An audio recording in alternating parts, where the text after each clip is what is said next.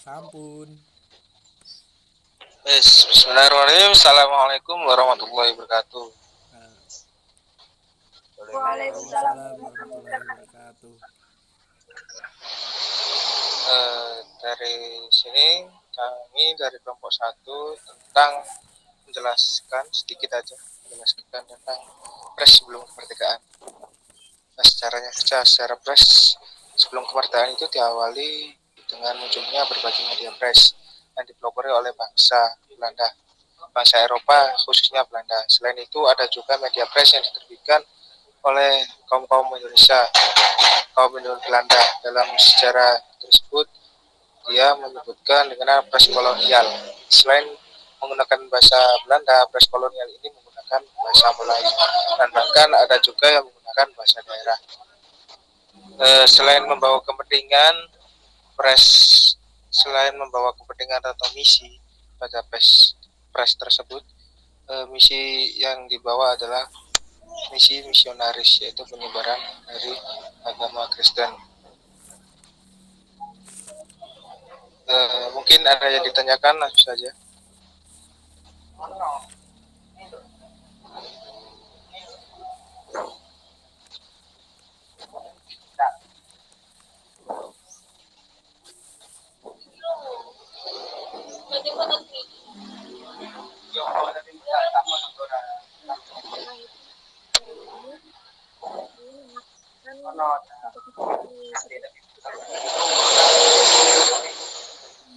ini berkembang di Indonesia mulai pada bulan Mei tahun 1908 atau sejak lahirnya pergerakan Budi Utomo.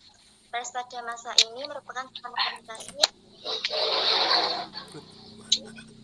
secara nasional dan kebangkitan pada bangsa Indonesia. Semakin berat dilakukan oleh organisasi. Nah, beresipit mulai di menuntut lebih banyak sarana penerangan dan perkembangan persatuan wartawan.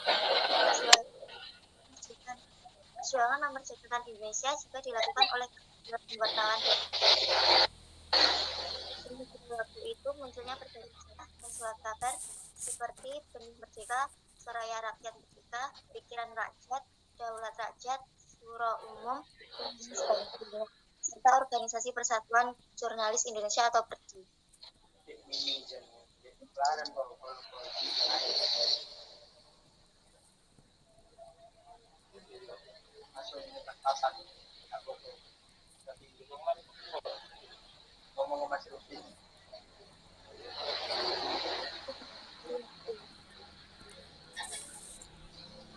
lanjut monggo.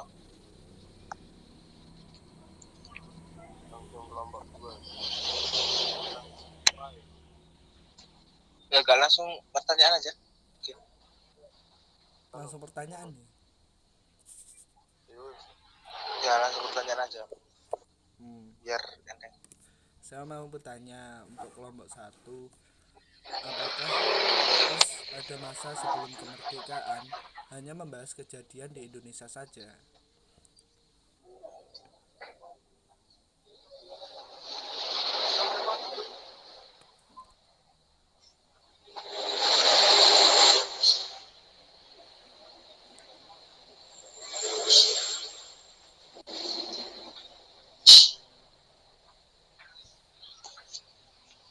Mungkin pres pada zaman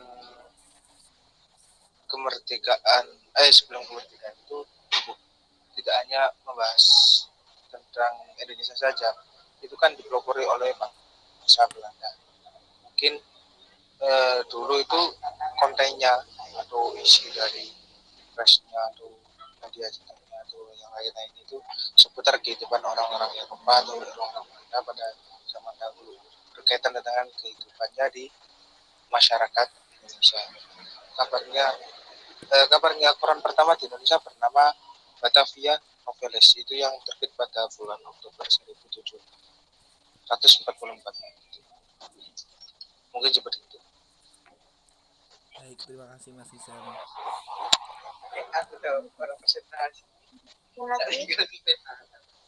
Pada babak kedua juga mulai bermunculan surat kabar dalam bahasa Jawa surat tersebut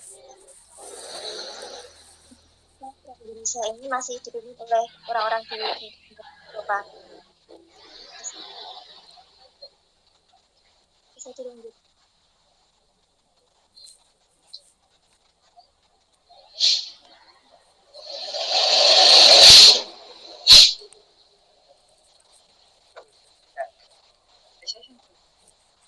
Saya akan melanjutkan Ya,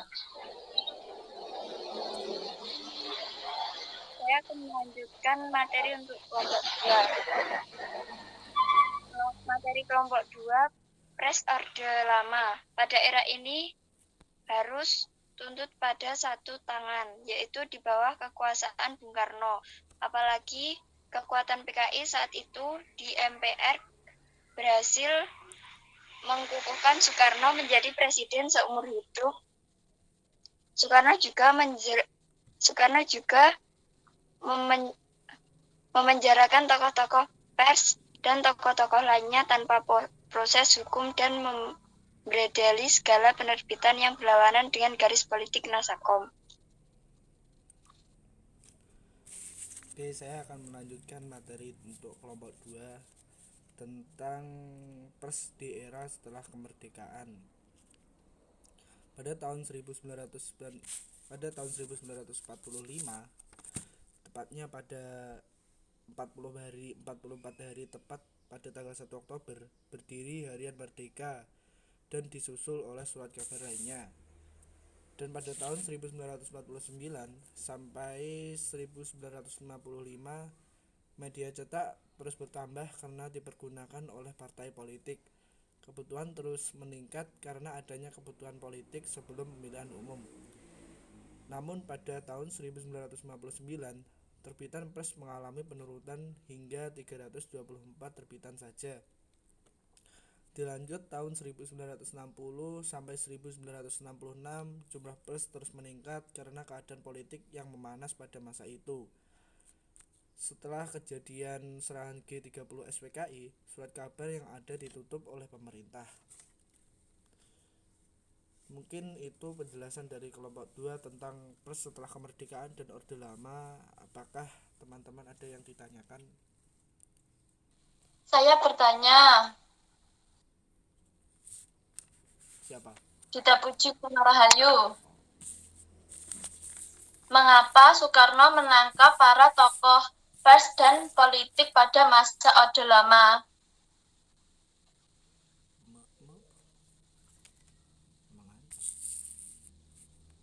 Sudah?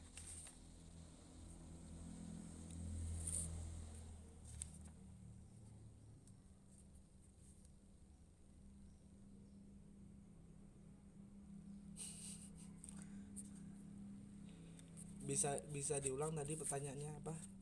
Mengancam atau apa? Tidak kedengeran tadi.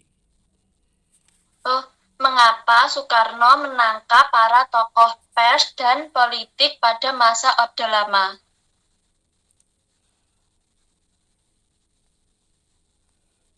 Karena pada masa itu banyak tokoh-tokoh pers atau tokoh-tokoh politik yang berlawanan dengan garis politik Nasakom. Seperti tokoh-tokoh pers ini melakukan penerbitan atau surat kabar yang isinya di dalam kontennya itu sangat bertentangan dengan garis politik Nasakom ataupun menentang tentang adanya Partai Komunis Indonesia. Mungkin itu sehingga Bapak Soekarno memerintahkan untuk menangkap tokoh-tokoh pers dan tokoh-tokoh politik yang bertentangan dengan ideologi PKI pada masa itu. Iya, terima kasih. Ya, sama-sama. Mungkin bisa dilanjutkan untuk kelompok 3. Baik, saya akan melanjutkan materi untuk kelompok 3 dengan tema pers pada Orde Baru. Pers pada Orde Baru berlangsung pada tahun 1966 hingga 1998. Pada awal kekuasaan Orde Baru, Indonesia dijadikan akan keterbukaan serta kebebasan dalam berpendapat. Masyarakat saat itu bersukacita menyambut pemerintahan Soeharto yang diharapkan akan mengubah keterpurukan pemerintahan Orde Lama. Pemerintahan pada saat itu harus melakukan pemulihan di segala aspek, antara lain aspek ekonomi, aspek politik, sosial, budaya, dan psikologis rakyat. Indonesia mulai bangkit sedikit demi sedikit, bahkan perkembangan ekonomi pun semakin pesat. Namun sangat tragis bagi dunia pers di Indonesia pada masa itu. Dunia pers yang seharusnya bersukacita menyambut kebebasan pada Orde Baru malah sebaliknya. Pers mendapat berbagai tekanan dari pemerintah, tidak ada kebebasan dalam menerbitkan berita-berita miring di seputar pemerintahan. Bila ada, maka media massa tersebut akan mendapat peringatan keras dari pemerintah yang tentunya akan mengancam penerbitannya. Pada masa Orde Baru, segala penerbitan di media massa berada dalam pengawasan pemerintahan, yaitu melalui Departemen Penerangan. Bila ingin tetap hidup, maka media massa tersebut harus memberitakan hal-hal yang baik tentang pemerintahan Orde Baru. Pers seakan-akan dijadikan alat pemerintah untuk mempertahankan kekuasaannya, sehingga pers tidak menjalankan fungsi sesungguhnya, yaitu sebagai pendukung dan pembela masyarakat. Pada masa Orde Baru, pers Indonesia disebut sebagai pers Pancasila. Cirinya adalah bebas dan bertanggung jawab. Menurut pendapat Teba pada tahun 2005, namun pada kenyataannya tidak ada kebebasan sama sekali, bahkan yang ada malah pemberedelan.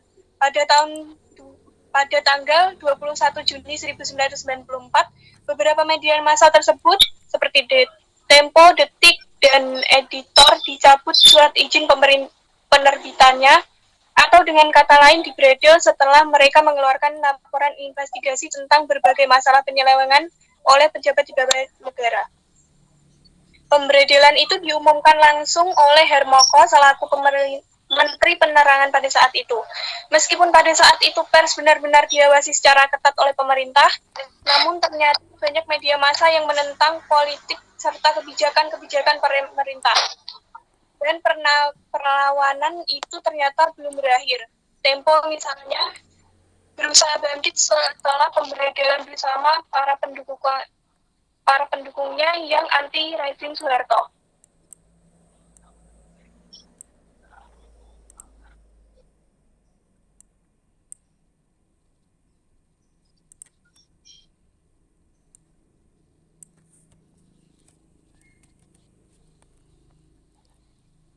Baik, selanjutnya silakan kepada Aziz untuk melanjutkan materinya.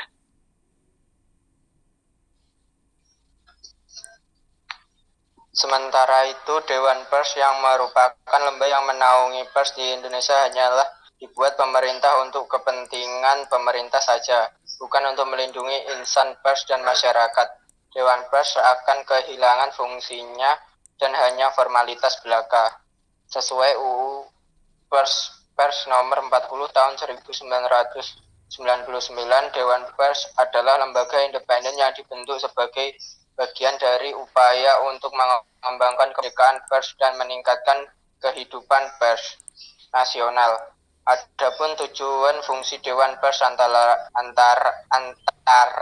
lain melindungi kemerdekaan pers dari campur tangan pihak lain. 2. Melakukan pengkajian untuk mengembangkan kehidupan pers, menetapkan dan mengawasi pelaksanaan kode etik jurnalistik, memberikan pertimbangan dan mengupayakan penyelesaian pengaduan masyarakat atas kasus-kasus yang berhubungan dengan pemberitahuan pers. 5. Mengembangkan komunikasi antara pers, masyarakat, dan pemerintah. 6. Memfasilitasi organisasi-organisasi pers dalam menyusun peraturan-peraturan di bidang pers dan meningkatkan kualitas profesi kewartawanan. 7. Mendata perusahaan pers. Sekian presentasi dari kelompok 3. Apakah ada yang ditanyakan?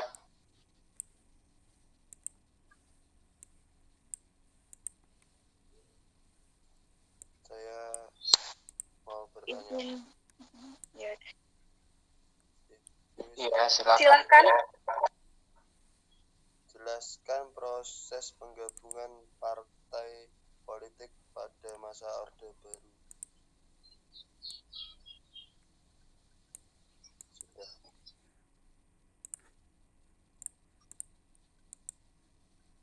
Oke, pertanyaan kedua.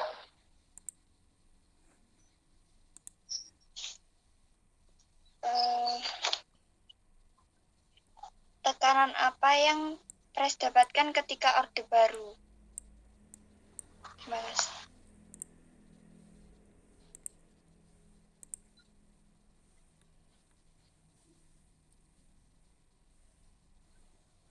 Adakah yang lain ingin bertanya?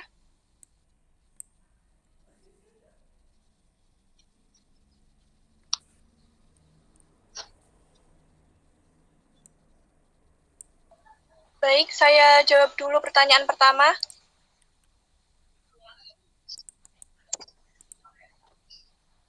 Penggabungan partai politik masa Orde Baru dilaksanakan melalui sidang umum MPR tahun 1973.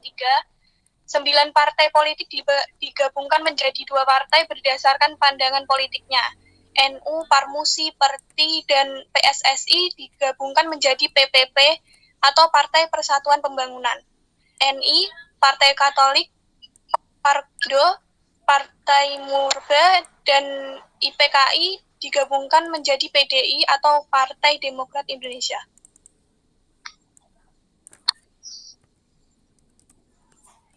Oke, untuk pertanyaan yang kedua, tekanan apa yang Pers dapatkan ketika Orde Baru? Tekanan yang didapatkan ketika Orde Baru ialah tidak dapat menyebarkan informasi serta berita yang penting ke khalayak luas. Jika ketahuan menyebarkan akan ditangkap dan diadili. Jika berita tersebut memberitakan tentang petinggi penting, orang yang menyebarkan tersebut akan ditangkap dan tidak akan segan-segan untuk dibunuh.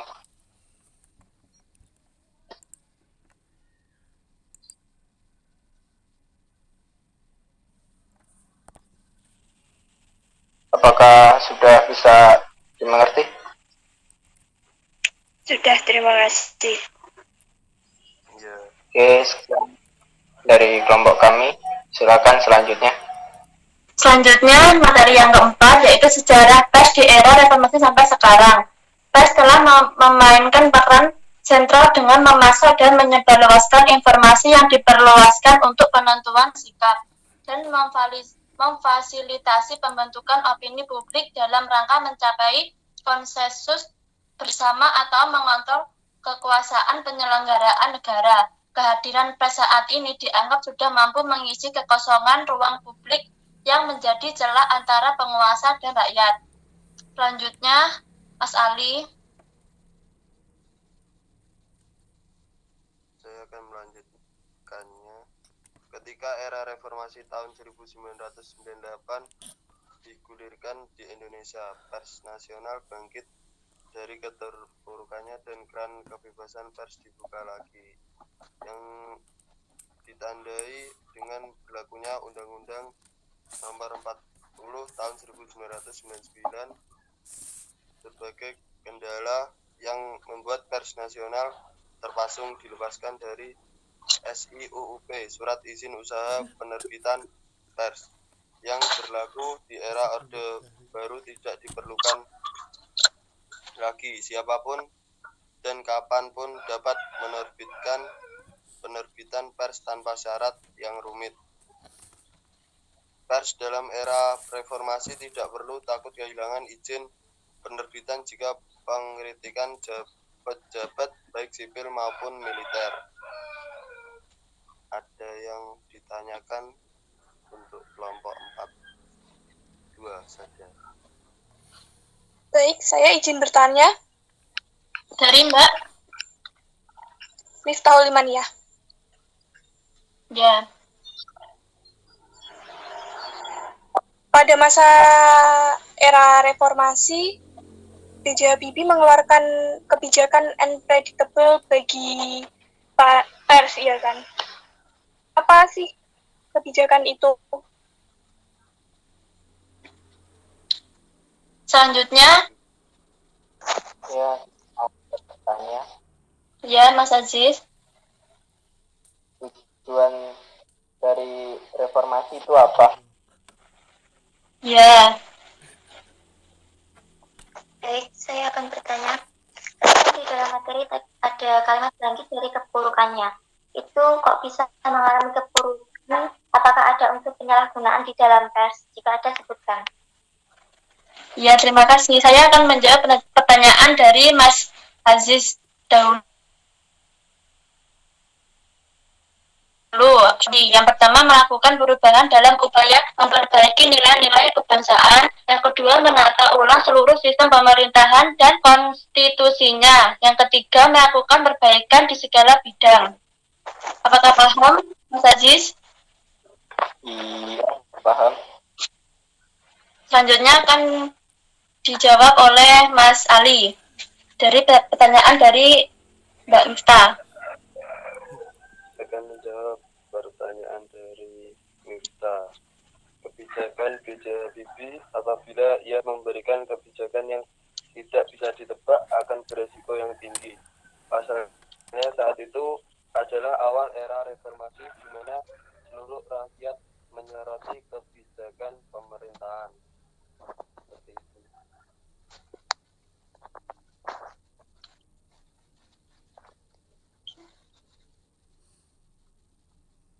Sudah, saya akan menjawab pertanyaan dari Mbak Yuni. Apakah ada penyalahgunaan di dalam pers? Ada. Yang pertama yaitu lebih mengutamakan kepentingan ekonomi. Berita yang penting menarik akan laku dan dipasarkan. Yang kedua, campur tangan pihak ketiga. Berita merupakan pesanan atau intimidasi dari pihak yang berkepentingan. Yang terakhir yaitu kepribadian.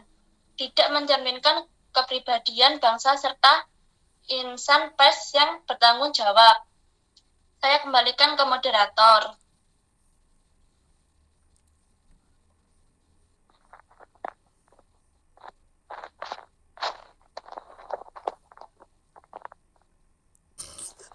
Moderator sampai. Mbak Miftah monggo. Nizam. Baik, terima kasih atas jawaban teman-teman dan presentasi dari teman-teman. Mungkin ini yang bisa disampaikan, saya sampaikan sama teman-teman sampaikan. Saya mengucapkan terima kasih. Wassalamualaikum warahmatullahi wabarakatuh. Waalaikumsalam warahmatullahi wabarakatuh. Wes. Halo. Oh, iya. Saiki koyo diskusi nih ya. Engko piye kok? Aku iso aku. Aku kurang tok omahe. Piye? Cilik. Iso to maksudnya orde sing biyen sampai saiki golek kesimpulan ning Google. Mana ya? Yuk. Langsung dikon ae to.